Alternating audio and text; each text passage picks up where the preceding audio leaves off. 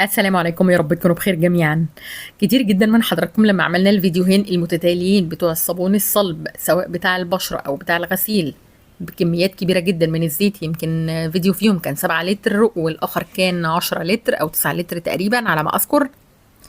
قالوا لي ان احنا حابين نجرب ولكن متخوفين جدا جدا من الكميات الكبيره، وحقهم طبعا. دايما بقول لما بنجرب حاجه جديده بنبدا بكميات صغيره. خلونا النهارده نشتغل على كوبايتين من الزيت المستعمل بس. بوعد حضرتك انك لو جربتي الطريقه دي في عمل الصابون الصلب باذن الله تعالى هتعتمديها ونجاحه مضمون 100% باذن الله. طبعا كتير جدا من حضراتكم بيبعتوا يسالوني يا اميره ينفع نشتغل بزيت جديد؟ خساره يا جماعه، احنا بنحاول نعمل حاجه نوفر بيها وما نرميش الحاجات اللي عندنا، فحرام لما استخدم زيت جديد. نقول بسم الله الرحمن الرحيم. ولو اول مره بتشوفوني، معاكم اميره شعراوي من قناه ميرو شعراوي. هنشتغل على كوبايتين من الزيت.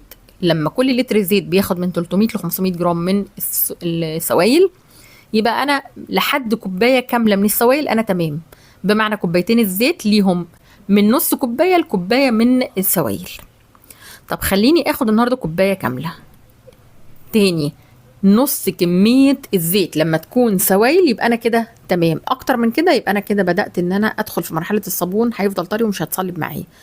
جبت قشر الليمون، ومتعودين ان احنا ما بنرموهوش ولا هو ولا اي حاجه تانية احنا بنرميها. احنا استخدمنا قشور الليمون وقشور الاستفندي والبرتقال وقشور البيض وكل القشور في الدنيا تتخيلوها استخدمناها.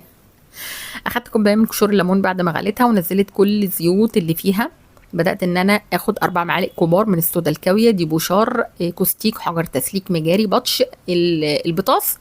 الاسم ده بيقولوه هنا في مصر ولكن هو هيدروكسيد الصوديوم. كل مره بقول الكلام ده علشان خاطر الناس اللي بتشوفنا لاول مره.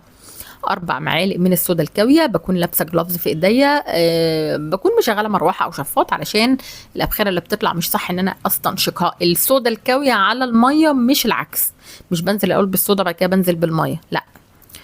طبعا اللون هنا مدي على اورنج كده علشان خاطر تفاعل الصودا الكاويه مع قشور الليمون او مع ميه الليمون.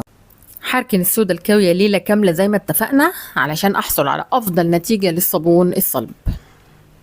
الصودا الكاويه لما بتتركن ليله كامله الصابونه معايا بتكون ناعمه جدا جدا وبتدينا نتيجه حلوه قوي. معايا كوبايتين من الزيت المستعمل، يا ريت ما يكونش مقلي فيهم سمك. انا ما بقبلش زيت السمك ده بصراحه، برميه على طول بدون تفكير. انا عارف ان في ناس كتير بتعمل منه وصفات ولكن هي قناعات بقى، ويعني كل واحد حر. معايا معلقتين كبار من الصابون السائل، وخدوا بالكم مش اكتر من كده علشان الصابون ما يبقاش طري معانا. ومعايا معلقه كبيره من السكر. لازمه السكر ايه؟ لازمته ان هو بيديني رغوه حلوه قوي، بيخلي الصابونه ناعمه على ايديا. معايا معلقه صغيره من الملح.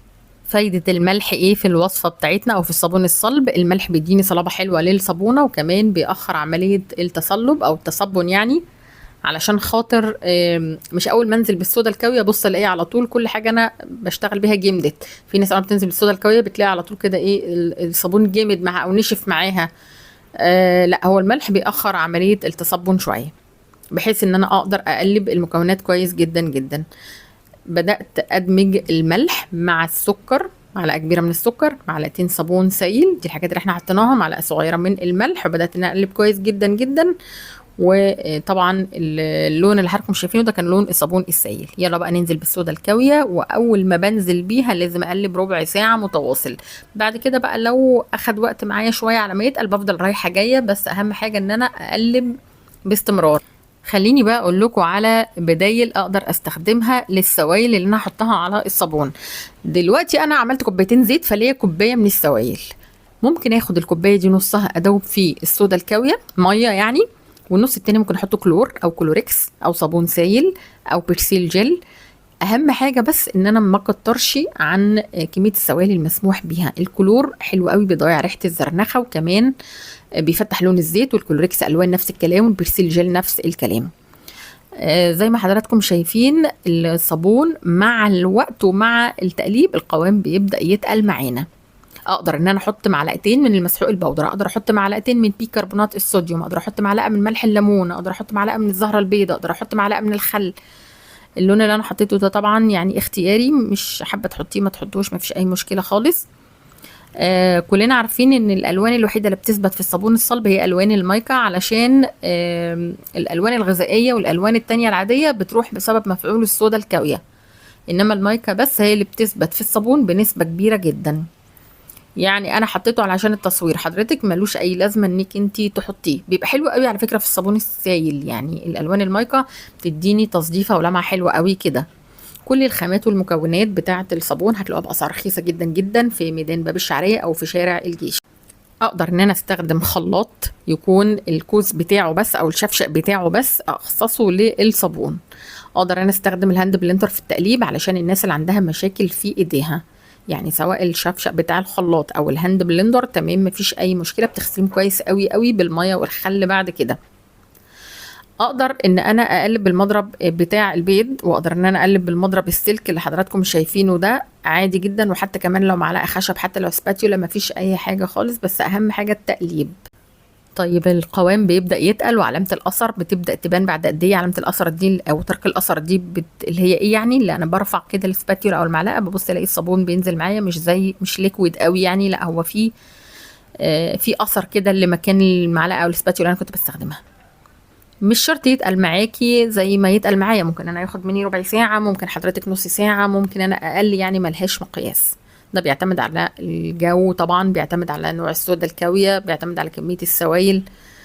عندك قوالب سيليكون حلوة قوي قوي، ما عندكيش اي كوباية زبادي، اي كرتونة كان فيها اللي هي العلب بتاعة العصير او العلب بتاعة اللبن، تغسليها كويس طبعا وتبدأي تنشفيها وتحطي فيها الصابون. ده كان شكله تاني يوم بالليل.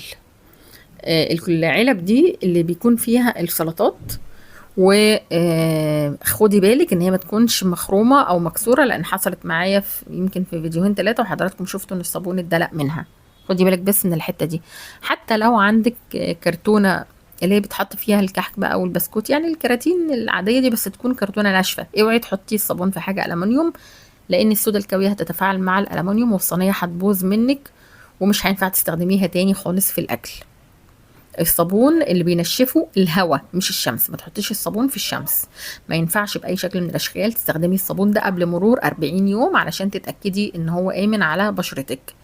الصابون ده بستخدمه لغسيل المواعين وبستخدمه لغسيل الملابس، واقدر ان انا ابشره واعمل منه كل وصفات التنظيف اللي في البيت.